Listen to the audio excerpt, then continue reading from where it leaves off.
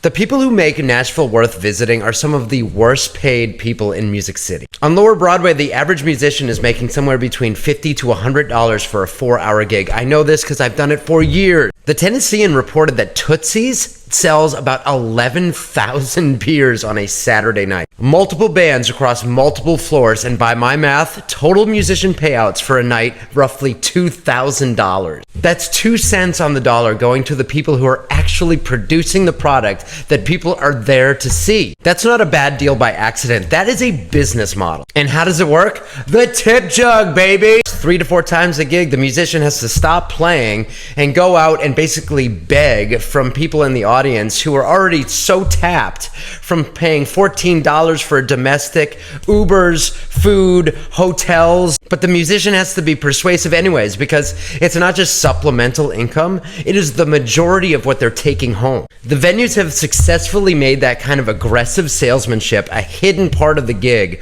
rather than pay their musicians what they're worth. And here's what I didn't fully understand until recently either. The venue isn't always the top of the food chain. Recently, Acme Feed and Seed owner Tom Morellis went public about a property tax hike that went from $129,000 to nearly $600,000 a year. The same corporate and celebrity investment into new Broadway square footage is what's driving these property values up. More competition for the same customers, higher costs to stay open. And Acme is one of the good guys. They claim to pay $600,000 a year in musicians' wages. One of the few venues actually paying a livable wage and getting squeezed the hardest. The gains flow up, the risk flows down, every layer. So when people ask why do Nashville musicians play more covers than originals, it's not laziness, it's math. When the incentive structure makes playing original music economically punishing, you don't play original music. Musicians aren't wrong, the structure is. The musicians who've cracked it have figured out one thing: be the only one doing what you do.